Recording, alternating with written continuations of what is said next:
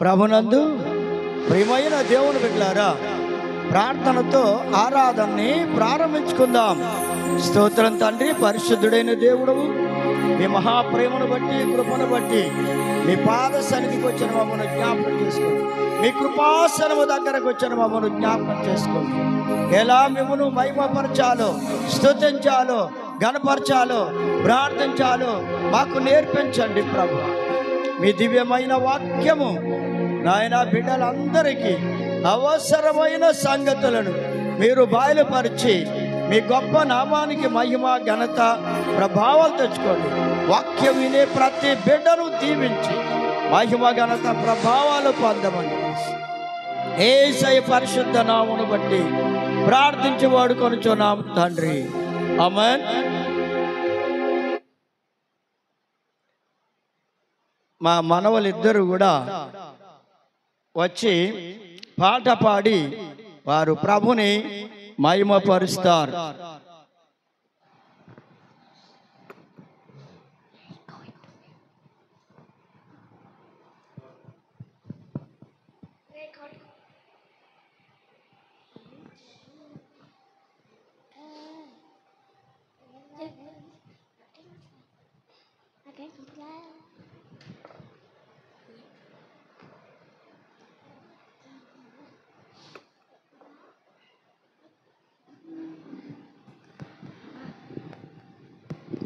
కాలం మారిపోయింది, సమయం చేరువైంది.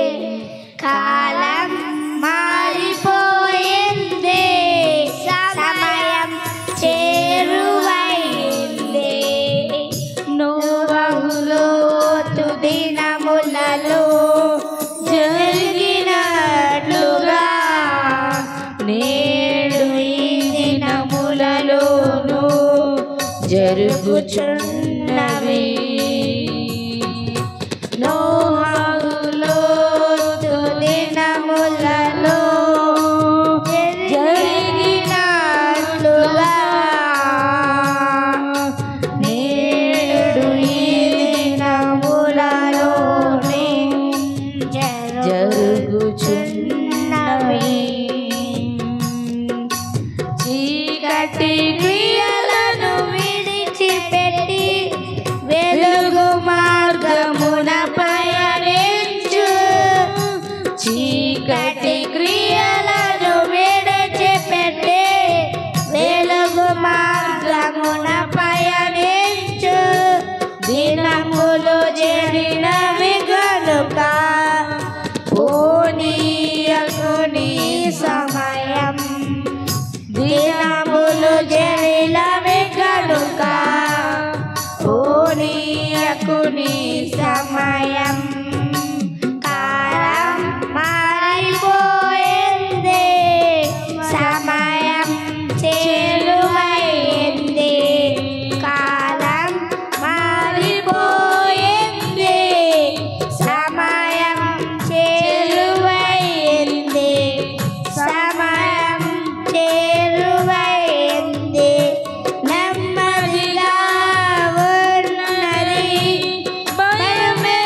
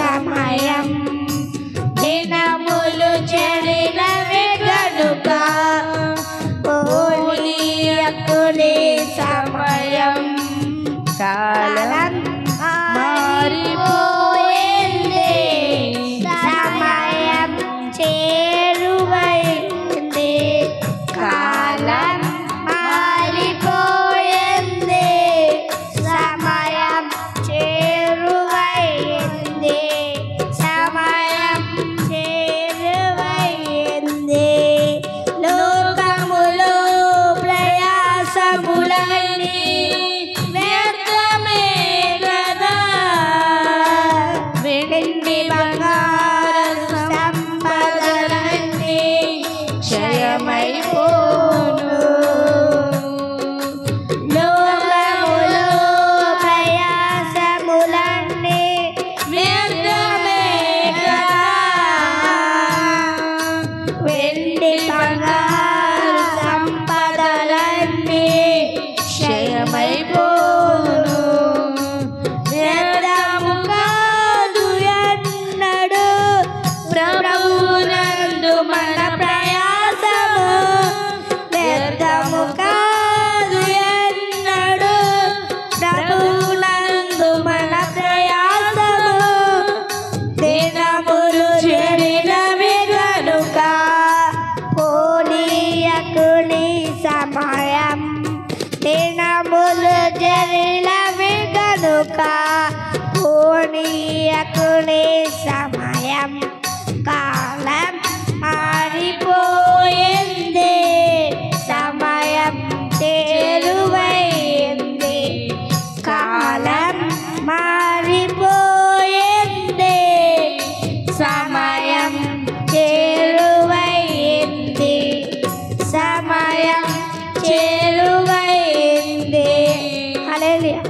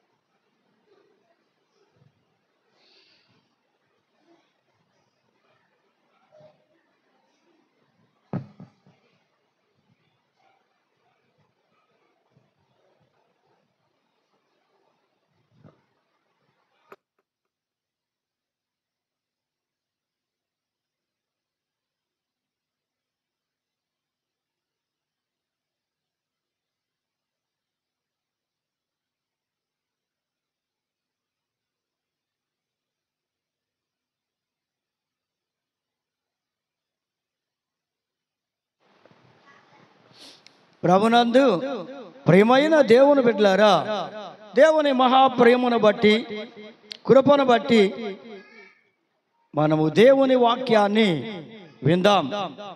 సామెతల గ్రంథం 30 అధ్యాయము 11వ వచనం. తమ తండ్రిని శపించుచు తల్లిని దీవించని తరము కలదు.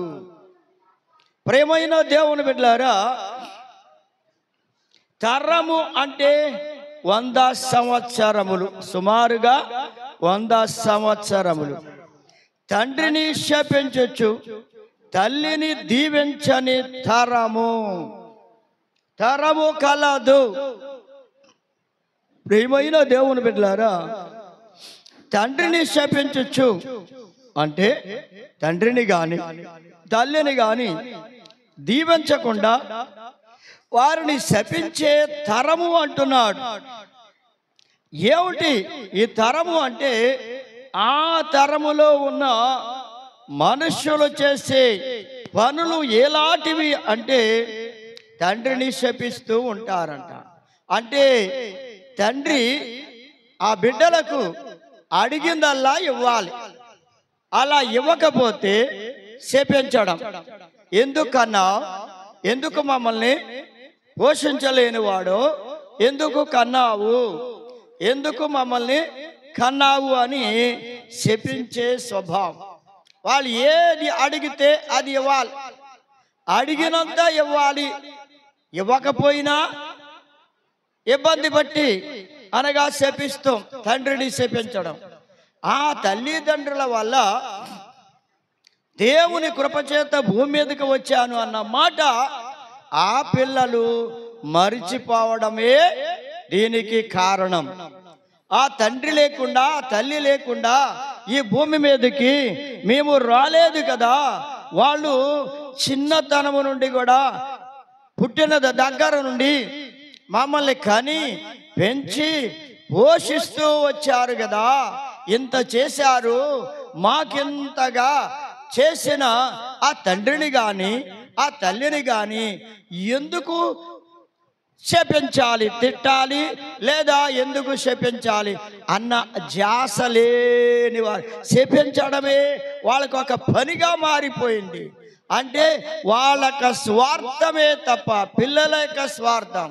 అసలు ఆ తండ్రిని గౌరవించలేని పరిస్థితి, తల్లిని గౌరవించలేని పరిస్థితి, చిన్నదానికి పెద్దదానికి బాధపడుతూ తండ్రిని తల్లిని శపించే తరము. ఇది భయంకరమైన తరం అంటే తరం. కనుక ప్రేమన్న దేవుని బిడ్డలారా, దేవుడు ఏమని చెప్తున్నాడు అంటే నిర్గమకాండం 30 అధ్యాయము 12వ వచనం అన్నాడు, నీ తల్లిని తండ్రిని సన్మానించుము, అప్పుడు నీవు భూమి మీద దీర్ఘాయుష్మంతుడవుతావు అని దేవుడు చెప్తూ ఉంటే ఆయన ఆజ్ఞాపిస్తే ఆ ఆజ్ఞను కూడా మర్చిపోయి మానవుడు ఏం చేస్తున్నాడయ్యా అంటే తండ్రిని శపించడం. అంటే వాళ్ళ స్వార్థమే కోరుకుంటున్నారు. కానీ నిజంగా ఆ తండ్రి నన్ను ఇంతవరకు ఈ రీతిగా తీసుకొచ్చాడు అన్న ఆలోచన కూడా కొంచెం కూడా మనస్సులో పెట్టుకొనకుండా అసలు పెంచారు పోషించారు అన్నది కూడా మర్చిపోయి ద్వేషించడమే ద్వేషించడం. అంటే పెడితే ఏదో చూడండి పెళ్ళి అంటారు, లేదా పెట్టకపోతే ఏదో చావు కోరతారంటారే, అలా ఉందండి పరిస్థితులు. ప్రేమనద్దామని ఆ తరములోని వారంట ఇలా ఉంటారు అని ఆ తరమును గురించి చెప్పబడుతుంది. ప్రేమనద్దామని బిడ్డలారా, ఈనాడు నీ జీవితంలో నీవు నీ తల్లిదండ్రుల ఎడల ఎలా ఉన్నావు సోదరి సోదరుడా? వారిని గౌరవిస్తూ ఉన్నావా? వారిని ప్రేమిస్తూ ఉన్నావా? నిన్ను ఎంత ఎక్కువగా ప్రేమించి నిన్ను కని నిన్ను పెంచి నీకు సేవలు చేసి నిన్ను ఇంత పెద్దవానిగాను పెద్దదానిగా చేసి నిన్నొక స్థితిలోనికి తీసుకొచ్చిన వారు తల్లిదండ్రులు అన్న మాట మర్చిపోయావా? సోదరి సోదరుడా, ఒక్కసారి ఆలోచన చేసుకోండి. అలాగే ప్రేమన్న దేవుని బిడ్డలారా, ఆత్మీయ తల్లిదండ్రులు ఉంటారు. ఆత్మకు సంబంధించిన బిడ్డలను గూర్చి, ఆత్మీయులను గూర్చి, ఆత్మ బిడ్డలను గూర్చి జాగ్రత్తగా ఆలోచన చేయండి. ఆత్మీయ తల్లిదండ్రులను కూడా దూషించేవారు, హేళన చేసేవారు, బాధ పెట్టేవారు, అవమానంగా మాట్లాడేవారు కూడా అనేక మంది ఉన్నారు ఈ తరములో. ఎందుకో తెలుసా ప్రేమనద్దామని బిడ్డలారా, నీకోసం ఆత్మీయ తల్లిదండ్రులు నీకోసం ప్రార్థనలు చేసి దేవుణ్ణి అడిగి దేవుని వద్దకు నిన్ను తీసుకొని వచ్చారు, నిన్ను నడిపించారు. ఒక గొప్ప మార్గాన్ని, పరలోకానికి వెళ్ళి ఆ మార్గమైన యేసయ్యను నీకు వారు పరిచయం చేశారు, ఆయన వద్దకు నడిపించారు అన్న ఆలోచన కూడా లేకుండా, ప్రభువులో నీవు జన్మించే బిడ్డగా వారు నడిపించారన్న ఆలోచన కూడా లేకుండా ఆత్మీయ తల్లిదండ్రులను కూడా ద్వేషించేవారు, అసూయపడేవారు, ఆత్మీయ తల్లిదండ్రుల ఎడల వారిని బాధ పెట్టేవారు కూడా ఉంటారు, ఆత్మ పిల్లలు. ఇది ఇంకా దారుణమైన విషయం. కనుక ప్రేమన్న దేవుని బిడ్డలారా, జాగ్రత్తగా ఆలోచన చేయండి. నిజంగా చూడండి, సామెతల గ్రంథం 31వ అధ్యాయం 28, 29 వచనాల్లో చూస్తే కుమారులు అంటారంట, తల్లిని అంటారంట, నా తల్లి ధన్యురాలు. కుమారులు అనవలసింది ఏమిటంటే తల్లిని ధన్యురాలు అనాలి. కారణం ఏమిటంటే ఆ తల్లే నన్ను కన్నది, నన్ను పసితనము నుండి పెంచి సేవ చేసి ఎంతో నిద్రలు మానుకొని ఆ ఆరోగ్యాలు పాడు చేసుకునైనా సరే నా కోసం ఎంతో సేవ చేసి కంటి మీద నిద్ర లేకుండా, కునికిబాటు రాకుండా, నన్ను వ్యాధి కలిగినప్పుడు, బాధ కలిగినప్పుడు, శోధన కలిగినప్పుడు నన్ను ఆదరిస్తూ ఆదుకుంటూ వచ్చింది నా తల్లి. అలా నా తండ్రి కూడా నన్ను ఆదుకుంటూ పోషిస్తూ వచ్చాడు అన్న జ్ఞానాన్ని మరిచిపోని వారు, ఆ జ్ఞానం కలిగిన వారు ఏం చేస్తారంట, కుమారుడు తల్లిని ధన్యురాలు అంటారు. ఏమిటి నీ వల్ల నాకు కలిసి వచ్చేది అని తల్లిని గాని తండ్రిని గాని అన్నారు. ఏమి కలిసి రాకపోయినా, ఏమి ఇవ్వలేకపోయినా తల్లిదండ్రులు, ఆ పిల్లలు లేదా కుమారులు లేదా కుమార్తెలు ఏం చేయాలంట, తల్లిని తండ్రిని సన్మానించాలి. ప్రేమ దేవుని బిడ్డలారా, అసలు నీ జీవితంలో, ఈ లోకములో ఈ స్థితిలోనికి నిన్ను తీసుకొచ్చిన వారు అన్న జ్ఞానాన్ని కూడా లేకుండా నీవు ప్రవర్తిస్తూ ఉంటే ఏమిటన్నాడు, తండ్రిని శపించు తల్లిని దీవించని తరము. ఈ తరానికి చెందిన వారిగా నీవు ఉన్నావా సోదరి సోదరుడా? ఇదిగో కుమారులు ఏమనాలంట, తల్లిని ధన్యురాలనాలి.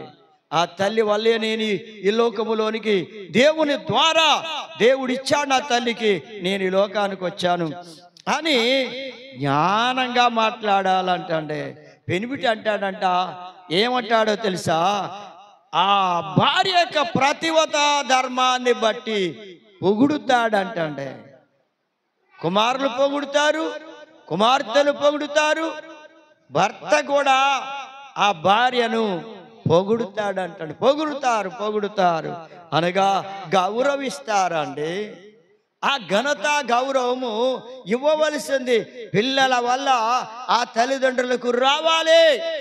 వాళ్ళు వృద్ధులైన తర్వాత వాళ్ళు హీనంగా చూడకండి, వాళ్ళని అవమానంగా చూడకండి, వాళ్ళని హీనంగా మాట్లాడకండి, వాళ్ళను ద్వేషించకండి, వాళ్ళ మీద అసూయ పడకండి. ఇంకా ఏదో ఇవ్వాలి.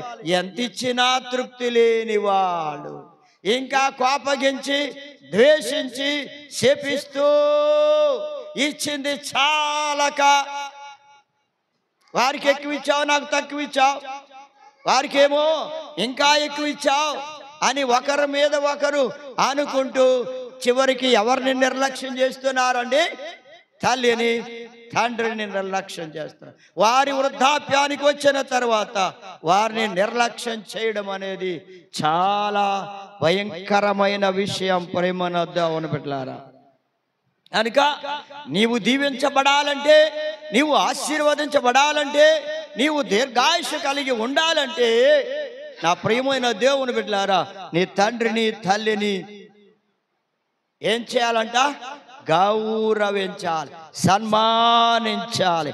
అలాంటి పిల్లలు, అలాంటి కుమారులు కుమార్తెలు ఆశీర్వదించబడతారు. అందుచేత నా తండ్రి చేత ఆశీర్వదించబడిన వారలారా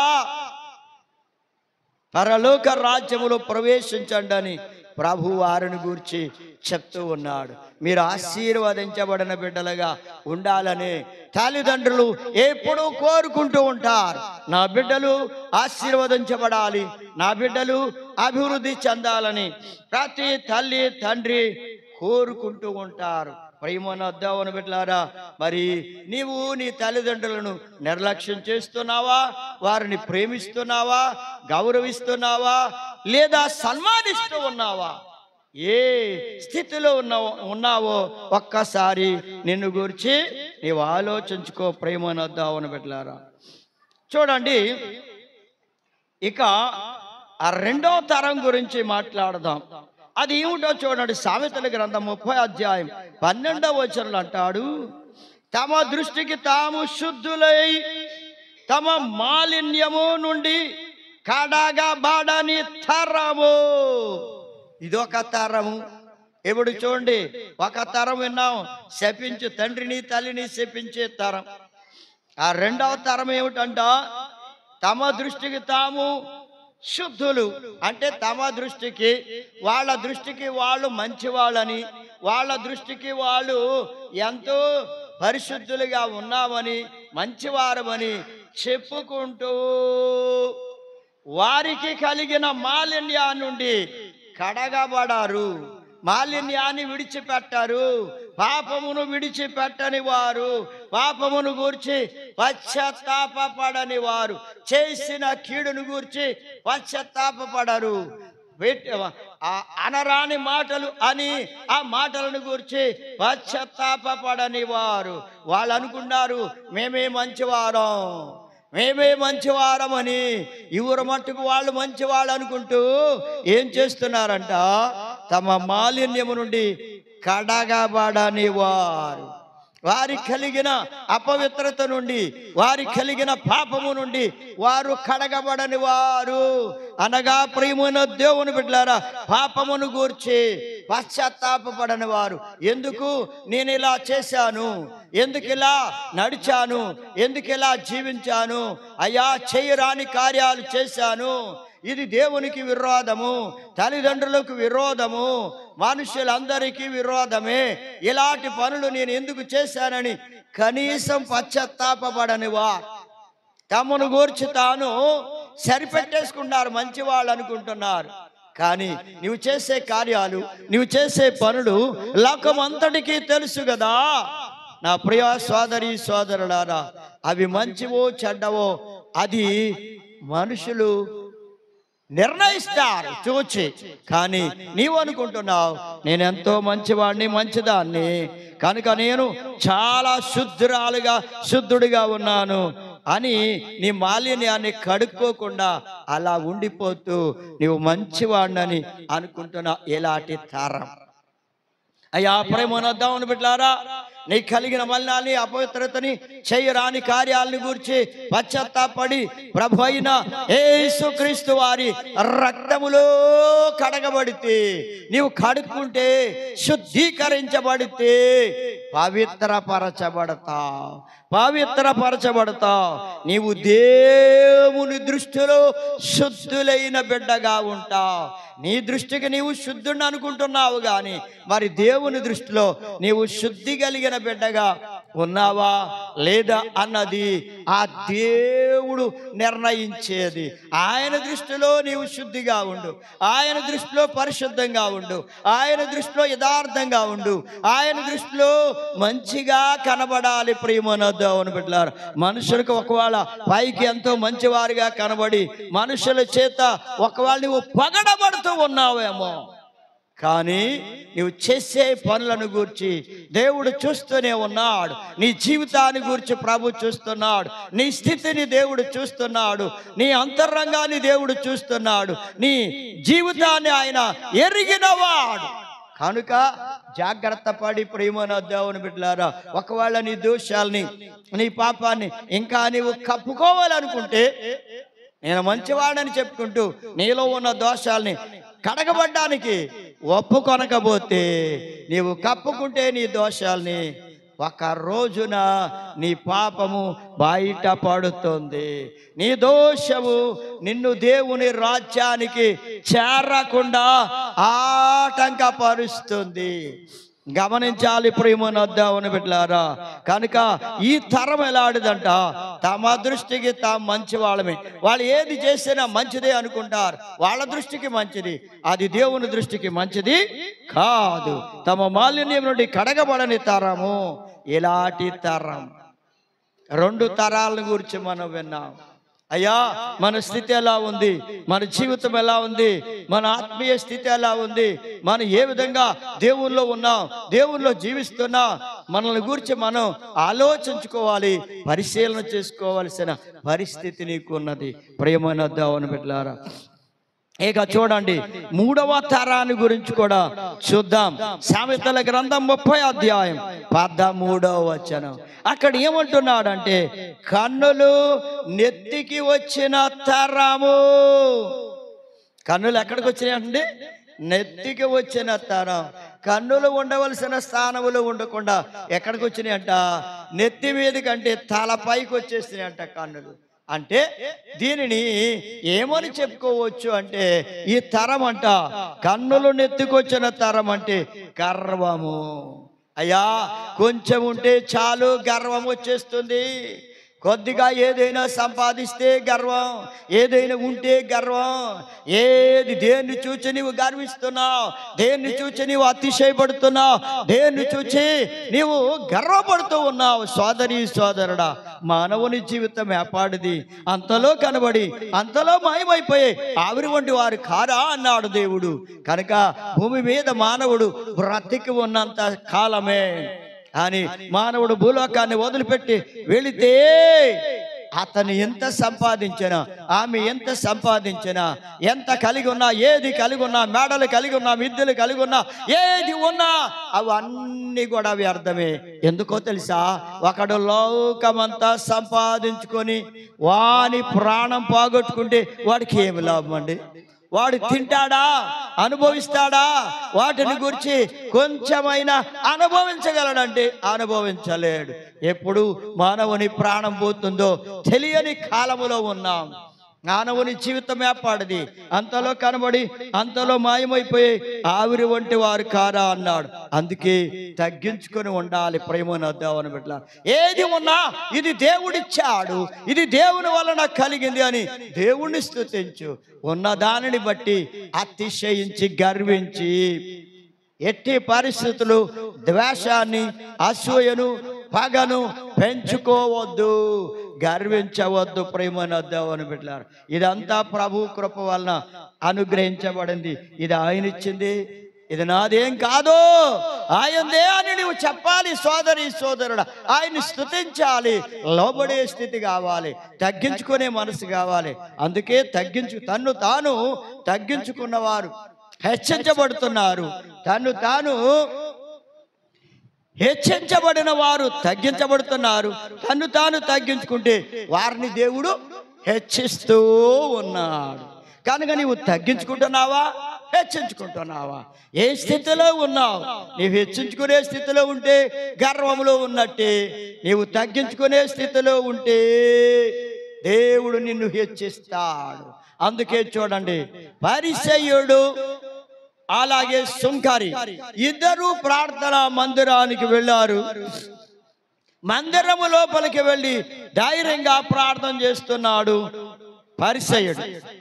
మందిరం బయట నిలబడి, అయ్యో ఈ మందిరములో అడుగు పెట్టడానికి కూడా నేను సరిపోను, దేవుని ఆలయం పరిశుద్ధమైనది, ఆ పరిశుద్ధమైన దేవుని ఆలయములో నేను ఎలా ప్రవేశించగలను, నా అడుగు పెట్టడానికి కూడా తగను, నా పాదములు అపవిత్రమైనవి, నేను అపవిత్రుణ్ణి, నేను ఘోర పాపాత్ముణ్ణి అని వాడు బయట నిలబడి పశ్చాత్తాపపడుతూ తన పాపములను ఒప్పుకుంటూ ప్రార్థన చేస్తున్నాడు.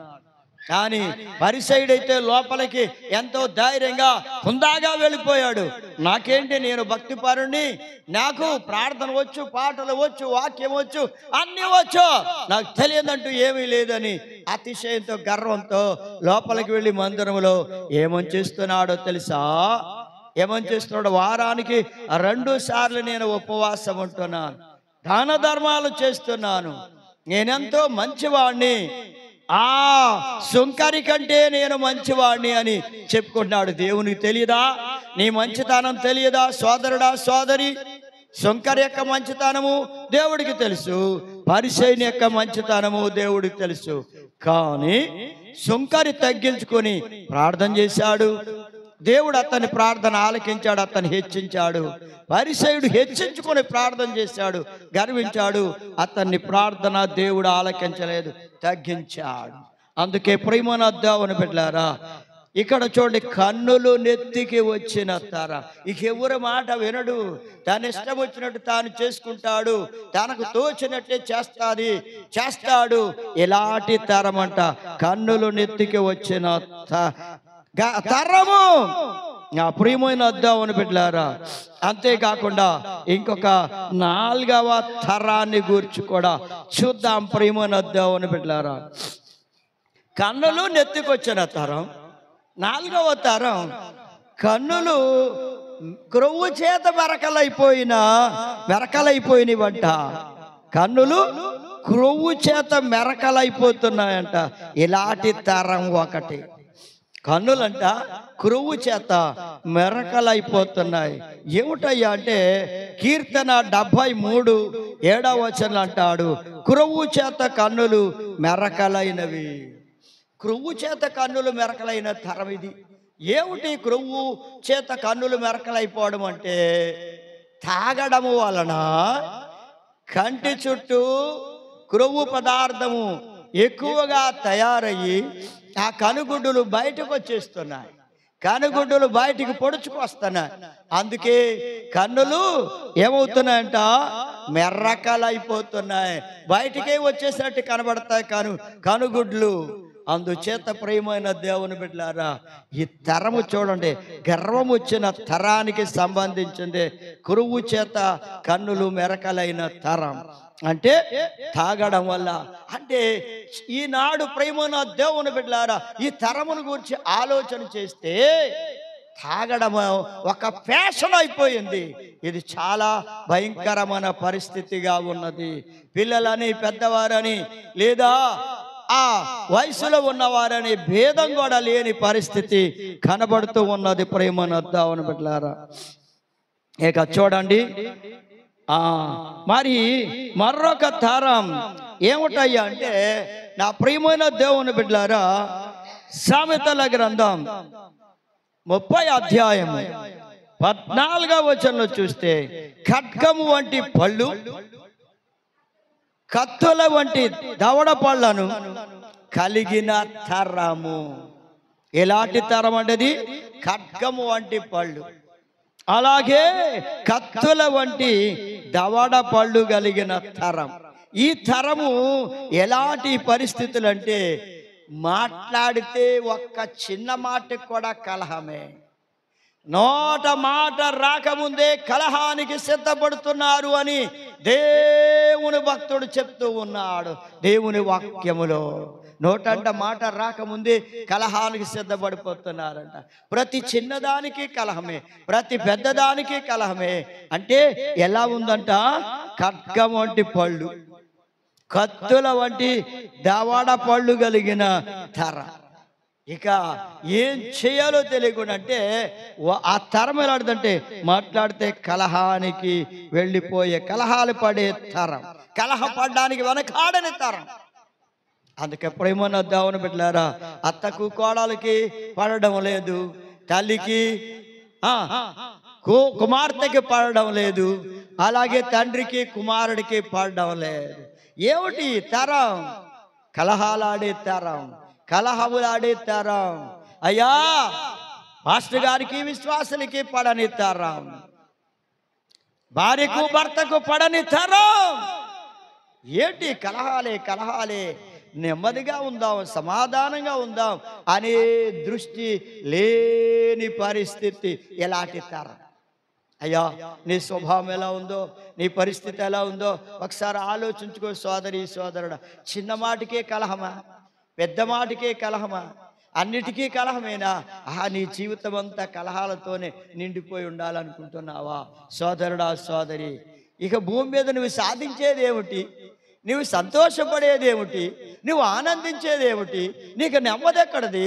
నీకు సమాధానం ఎక్కడిది? ఆరోగ్యం ఎక్కడిది? బీపీలు ఎక్కువ, షుగర్లు ఎక్కువైపోతున్నాయి. ఇందుకే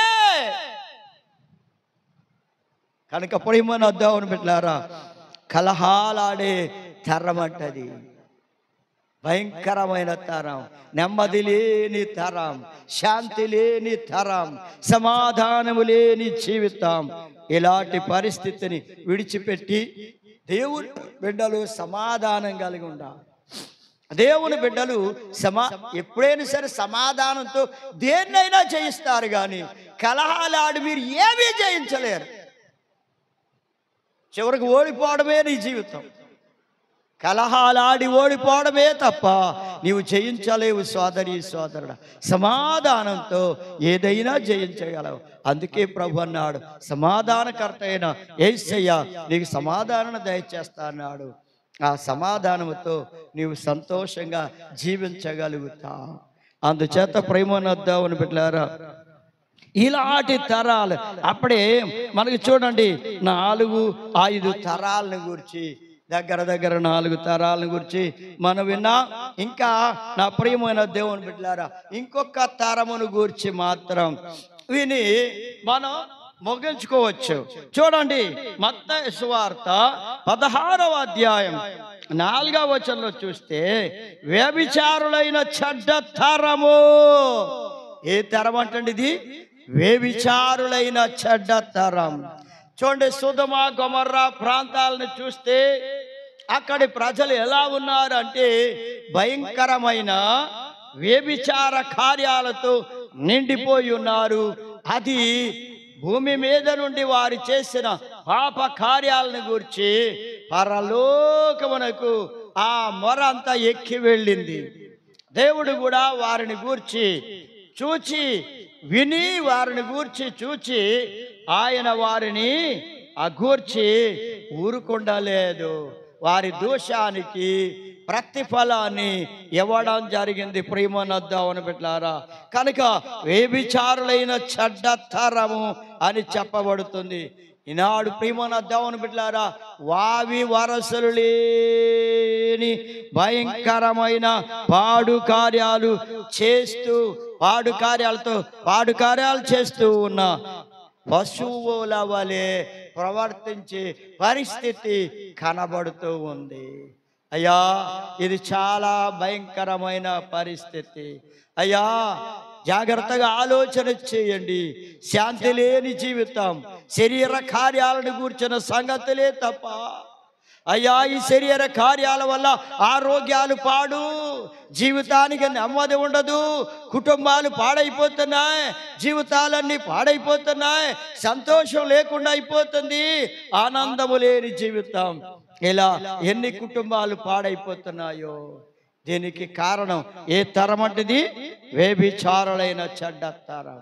దానితో గమనించి ప్రియమైన దేవుని బిడ్డలారా, పరిశుద్ధతను కలిగి యథార్థతను కలిగి దేవుని బిడ్డలుగా జీవించడానికి తీర్మానం చేసుకోండి. ప్రియమైన దేవుని బిడ్డలారా, మరి ఎన్ని తరాల్లో నీ స్వభావము, ఏ తరాన్ని గూర్చిన స్వభావము నీలో ఉందో, ఏ తరములో ఉన్న ఆ కార్యాలను గూర్చి నీ జీవితములు ఆ కార్యాలు ఉన్నాయో వాటిని ఒప్పుకొని విడిచిపెట్టి దేవుని బిడ్డగా జీవించడానికి, పరిశుద్ధురాలుగా జీవించడానికి నీవు దేవునికి నీ హృదయాన్ని, నీ బ్రతుకును అప్పగించుకుని జీవించాలి. ప్రియమైన దేవుని బిడ్డలారా, మరొక తరం ఉంది, విశ్వాసము లేని తరం అంట. దేవుని బిడ్డలారా, దేవుడంటే నమ్మకము లేని తరం అంటున్నాడు. అదే విశ్వాసము లేని తరం. కనుక దేవుడంటే నమ్మకం కలిగి, పరిశుద్ధత కలిగి, ఆ దేవుని వల్లనే ఈ లోకాల్లోనికి నేను పంపబడ్డాను, మరలా తిరిగి ఆయన నన్ను రమ్మంటే ఆయన రాజ్యానికి వెళ్ళిపోవాలి అనే జ్ఞానాన్ని కలిగి, మంచి ధనాన్ని కలిగి, విశ్వాసాన్ని కలిగి, దేవుని మీద విశ్వాసం కలిగి, దేవుని రాజ్యం కొరకు సిద్ధపడడానికి ఎవరు మట్టుకు వారు సిద్ధపడండి. యేసు ప్రభునందు విశ్వాసం ఉంచని ఎడల నీవు, నీ కుటుంబం రక్షించబడుతుంది. కనుక ఏ తరము యొక్క స్వభావం నీలో ఉందో ఆలోచించుకొని విడిచిపెట్టి ప్రభునందు విశ్వాసం కలిగి జీవించడానికి దేవుడు తన కృప మీకు అనుగ్రహించును గాక. ఆమేన్. ప్రార్థన చేద్దామండి. స్తోత్రము నాయన, ప్రేమామయుడైన దేవుడవు, సర్వశక్తివంతుడైన దేవుడవు, జాలిగలిగిన దేవుడవు నాయన, మీ దివ్యమైన వాక్యం నీ బిడ్డలు వినడానికి సాయం చేశారు. విన్న వాక్యం వారి హృదయాల్లో ఫలింపచేయండి. ఆత్మానుసారంగా జీవించడానికి ప్రతి బిడ్డను సిద్ధపరచండి. అయ్యా, మీకు లోబడే వారిగా, మీ యందు భయభక్తులు కలిగిన బిడ్డలుగా ఒక్కొక్కరిని సిద్ధం చేసి ఆశీర్వదించమని ప్రార్థన చేస్తున్నాను తండ్రి. వారి జీవితాల్లో మీ సత్యాన్ని తెలుసుకొని మీకు మహిమ ఘనత ప్రభావాలు తెచ్చే బిడ్డలుగా ఒక్కొక్కరిని సిద్ధం చేయమని, ఆత్మలు రక్షించి మహిమ పొందమని యేసయ్య పరిశుద్ధ నామమును బట్టి ప్రార్థించి వేడుకొనుచున్నాము తండ్రి. ఆమేన్. మన తండ్రి అయిన దేవుని ప్రేమ, ప్రభు అయిన యేసుక్రీస్తు వారి కృప, పరిశుద్ధాత్మ అన్యోన్య సహవాసము సదాకాలము మీతో ఉండును గాక. ఆమేన్.